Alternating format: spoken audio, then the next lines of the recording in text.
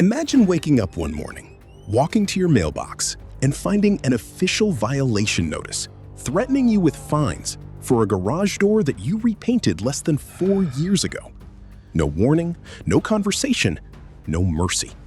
Just a legal-looking letter with your name on it, a deadline 3 weeks away, and, oh, how convenient, a flyer tucked right behind it for a painter that your HOA just happened to partner with.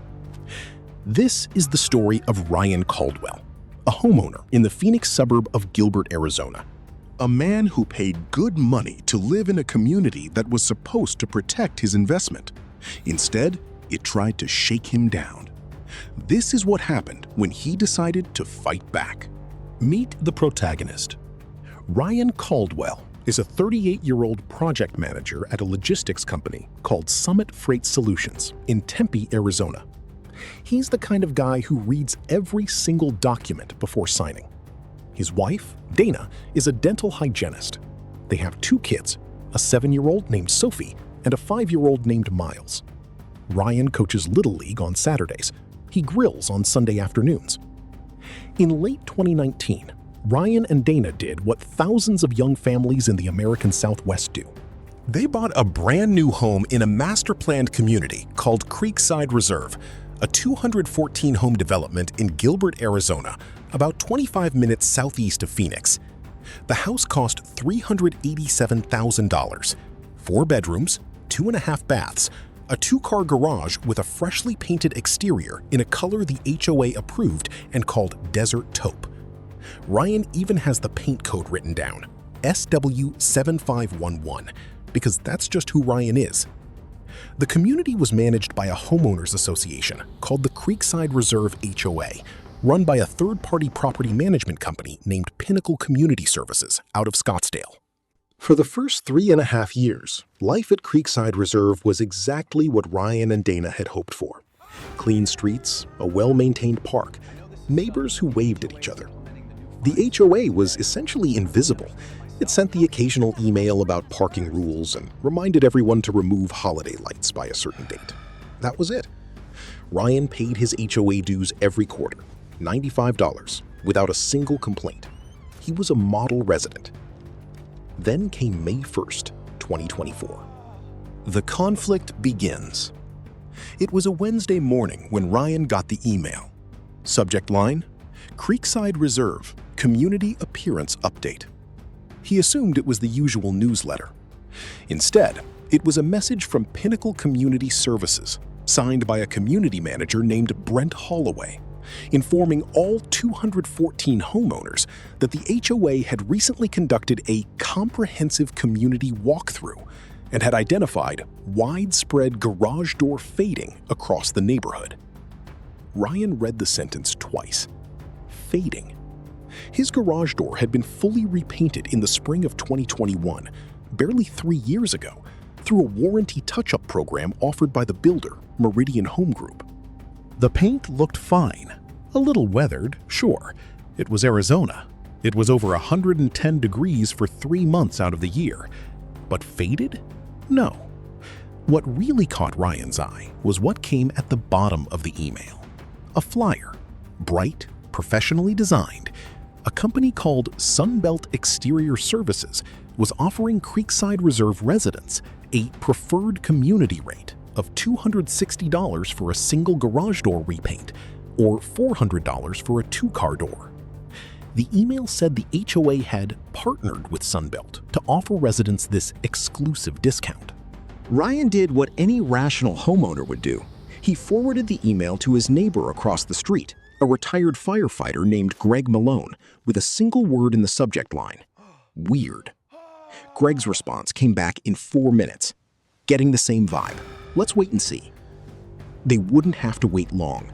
3 days later, on Saturday, May 4th, the physical violation notices arrived. Paper.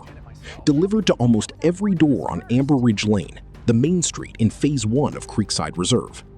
Ryan's notice cited HOA Architectural Guidelines Section 7.3.2, subsection B.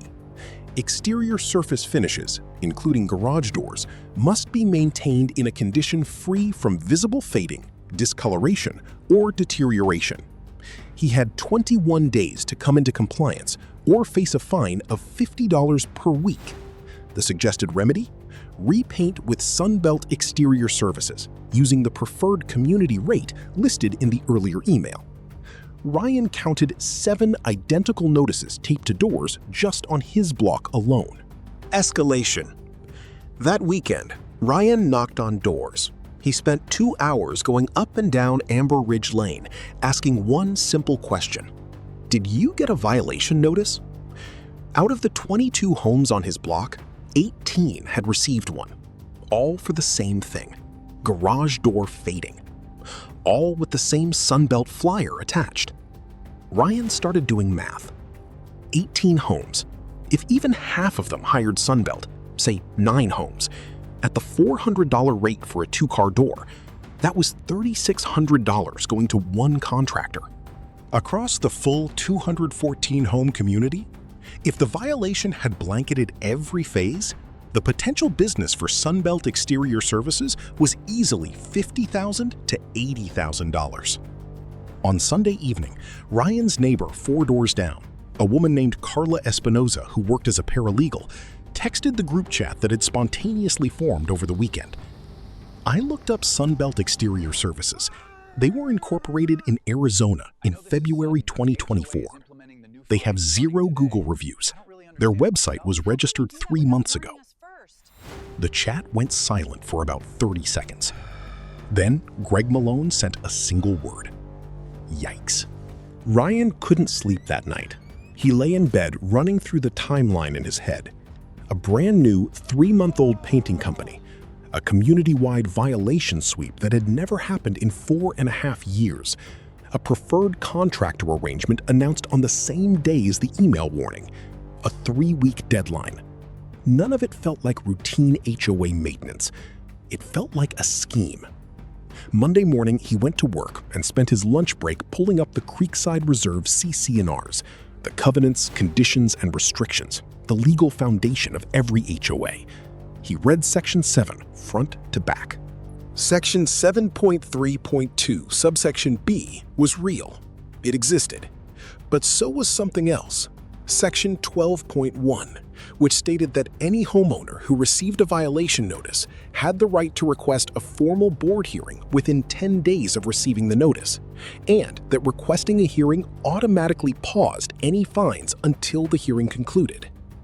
Ryan pulled up the HOA portal at 12:47 p.m. and filed his hearing request before he finished his lunch. The unexpected twist.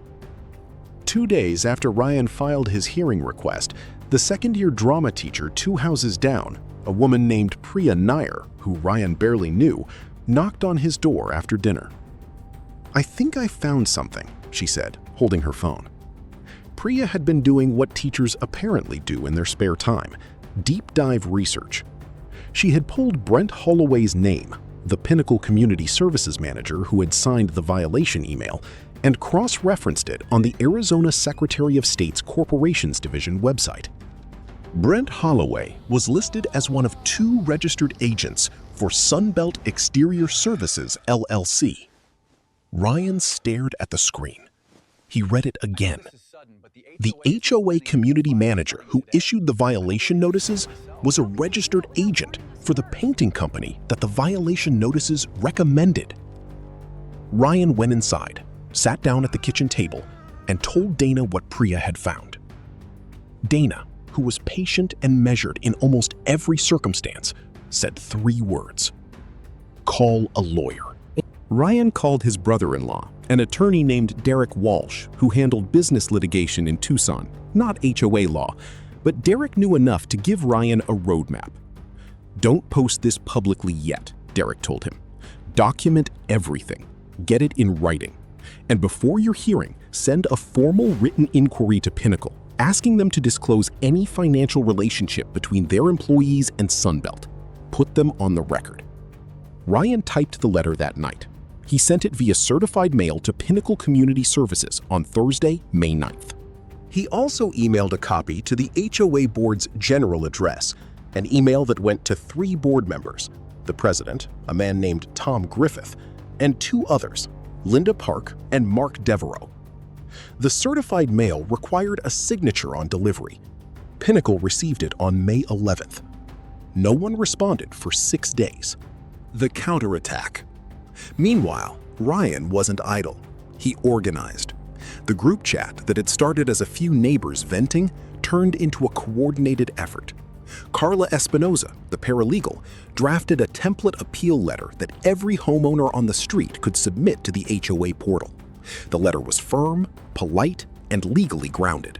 It cited Section 12.1 of the CC&Rs, challenged the subjective standard of fading, noted that the community was less than 5 years old and had never had an exterior maintenance sweep before, and formally requested documentation of what specific objective criteria Pinnacle had used to determine that a garage door was faded. Within 48 hours, 14 homeowners on Amber Ridge Lane had submitted nearly identical appeals through the portal. The HOA's complaint system, which was designed for one-off disputes, was flooded. On May 14th, the HOA board president, Tom Griffith, sent an email to the neighborhood list. It was measured in tone, but visibly defensive. He wrote that the HOA was reviewing the concerns raised by multiple residents and that a response would be provided in due course. There was no mention of Brent Holloway, no mention of Sunbelt, no acknowledgement of any conflict of interest. Ryan printed that email and added it to the growing folder on his kitchen table. Then, on May 16th, 1 week after Ryan's certified letter had been delivered, Pinnacle Community Services sent a response. It was 3 paragraphs long. It stated that Pinnacle does not comment on the personal business activities of individual employees, and that the HOA's recommendation of Sunbelt Exterior Services was made in good faith based on competitive pricing research. Ryan read that letter in the parking lot of his office building and immediately forwarded it to Derek. Derek's response was a single sentence. They just confirmed they knew about it and chose not to disclose it. That's your leverage. Ryan called the Arizona Department of Real Estate, which oversees HOA management companies, and filed a formal complaint against Pinnacle Community Services, citing the undisclosed conflict of interest. The complaint was accepted and assigned a case number. He then contacted a local TV news station in Phoenix, KPHO CBS 5, and left a detailed message for a consumer reporter named Jessica Tran, who had done a segment on HOA abuses the previous year. Jessica called back the same afternoon. By the time Ryan's formal board hearing arrived on May 22nd, he walked in with a folder containing the certified mail record showing Pinnacle had received his conflict of interest inquiry, their evasive non-response, the Arizona Secretary of State record showing Brent Holloway's connection to Sunbelt, a printed copy of Sunbelt's website domain registration showing it had been created February 2024, and the document showing that no community-wide exterior inspection had occurred in the 4.5 years prior. Carla Espinoza came with him. So did Greg Malone, and Priya Nair, and 9 other neighbors. The hearing was held in a conference room at the Pinnacle offices in Scottsdale. Tom Griffith and Linda Park were present for the board. Brent Holloway was not in the room. Ryan presented his case methodically and calmly. He didn't accuse anyone of criminal conduct. He simply asked, on the record, for the board to answer 3 questions. What objective standard was used to determine his garage door was in violation? What was the nature of the HOA's partnership with Sunbelt Exterior Services? And what was the board's response to the fact that a Pinnacle employee was a registered agent of the recommended contractor? The room was quiet for a long time after Ryan stopped speaking. Resolution. 3 days after the hearing, the Creekside Reserve HOA sent a written notice to all 214 homeowners in the community. It stated that following an internal review, the garage door violation notices issued on May 4, 2024 were being rescinded. No fines had been incurred, no repainting was required. The notice did not mention Sunbelt Exterior Services. It did not mention Brent Holloway by name.